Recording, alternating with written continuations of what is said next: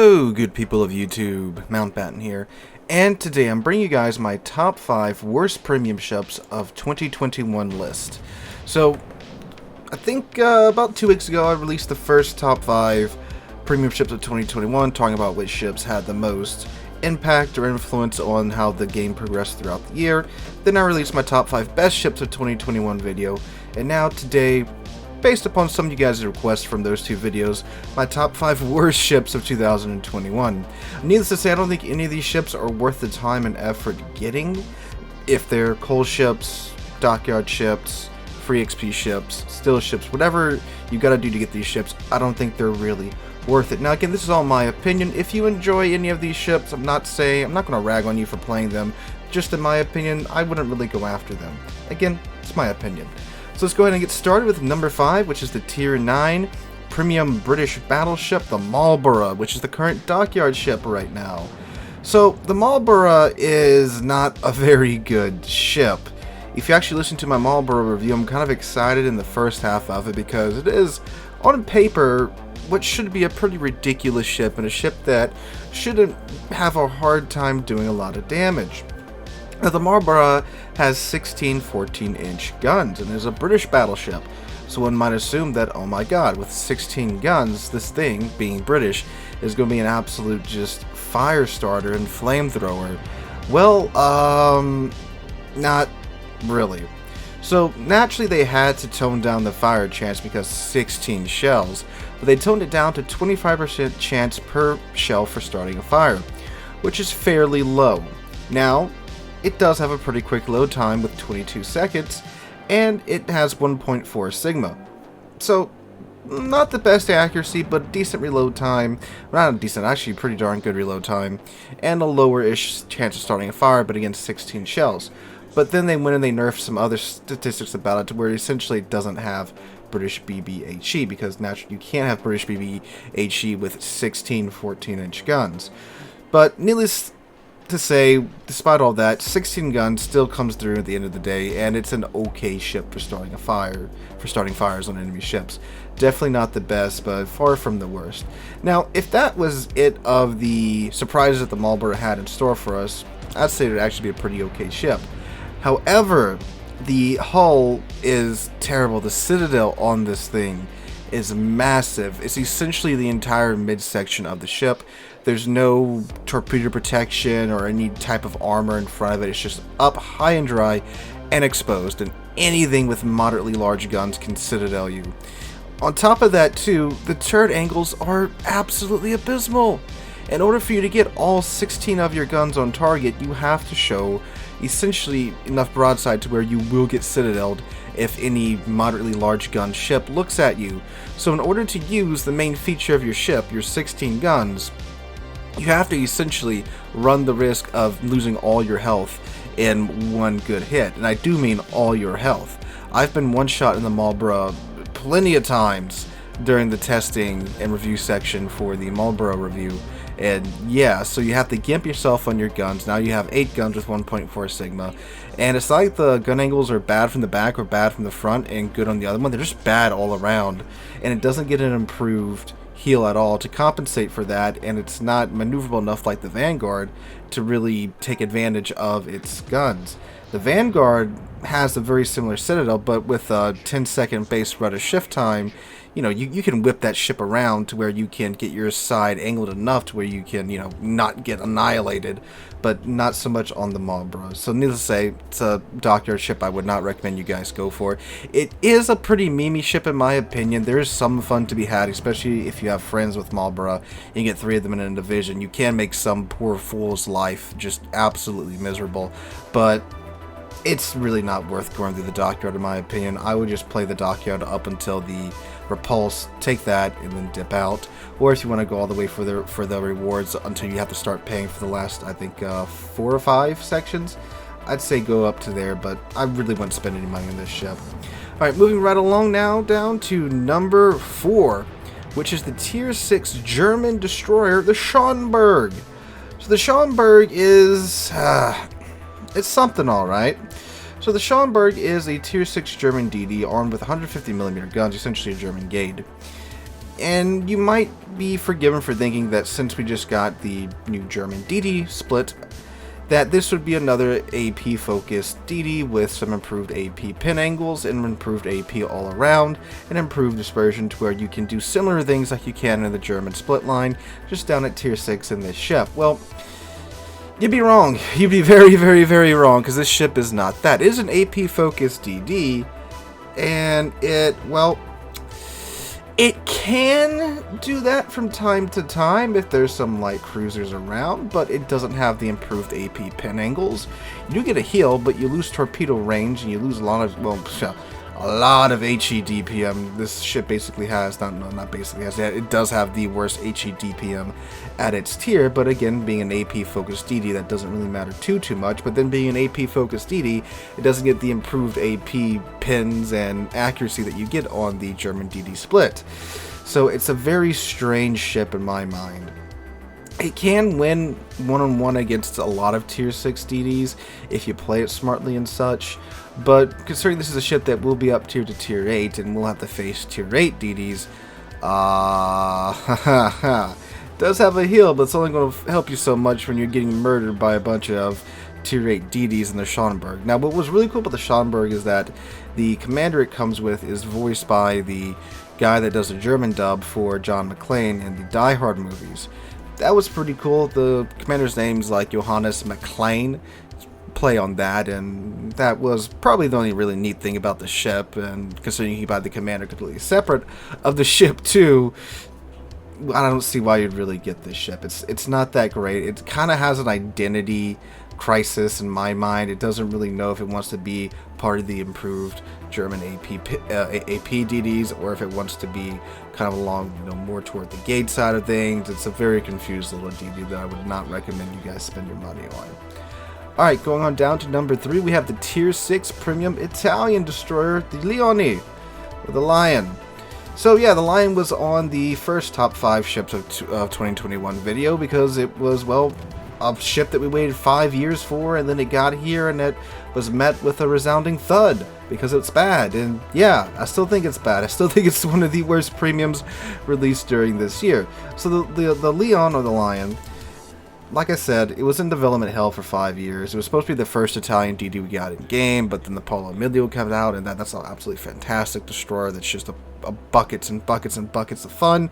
And then we get the Leon, which on paper and in some situations in game, the ship can be pretty darn aggressive and good against fighting tier 6 ships because it does have 8 guns, and they hit pretty darn hard when you get all these 8 guns on target at once, especially against other DDs from closer-ish range. And it does have 4 torpedo tubes that reload in 60 seconds, and they have a decent range on them as well, out to I believe 12.5 kilometers. So on paper it should be pretty good, but in game, outside of fighting other DDs at fairly close range, it's not really that good because it's got absolute catapults for guns.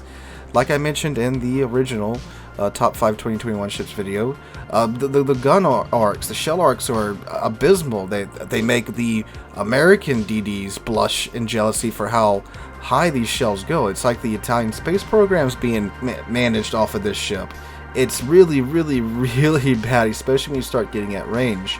And, again, DDs aren't really supposed to be fighting at range, but there's some situations where it's very advantageous if you can do that, and the Lion simply can't do that because of the shell arcs unless the ship you're targeting is a battleship and you're just absolutely not paying attention to you raining down your shells on them from, behind an island or something. And you would think it'd be good for, like I said, camp behind an island and spamming down larger ships, and it can do that, but the ships have to be absolutely brain dead in terms of maneuvering at all. So sad to say that a DD we waited so long for came out this year, and it was just a big disappointment all the way around. Alright, moving on down to number 2, we have the tier 9 premium American battleship, the Missouri. The Missouri 2, the new Missouri, not old Missouri. So, not even talking about the events surrounding the Missouri's reintroduction into the game. Missouri simply by herself, not even talking about the economy that she has, is unfortunately not a very good battleship anymore. So Missouri missed out on a big buff that the American battleships got, I think about 1-2 years ago, where they got the improved heal that from the Tier 8 on up, well actually the Tier 7 on up, and the mainline American battleships, they get this improved heal. It's not like a super heal like the British battleships, but it's an improved heal. If you guys remember back Colorado, shoot, I can't remember how long ago it was when Colorado got this heal. Colorado was the first one to get this heal because it's a slow, chunky battleship that's at Tier 7, expected to perform in Tier 9 games. So they gave it this improved heal. It has like the best, used to have the best battleship heal for its tier.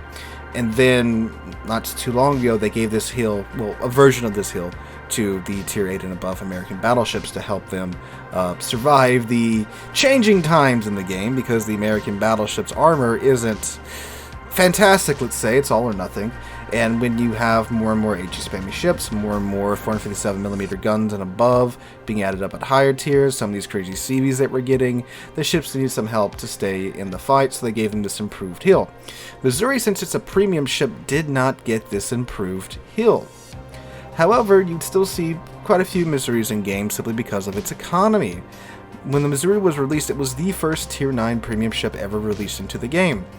And they kind of screwed up the economy because they didn't really know what they were doing. You know, it's a Tier 9 premium ship. It should have a pretty darn good economy, and they overtuned it by a lot.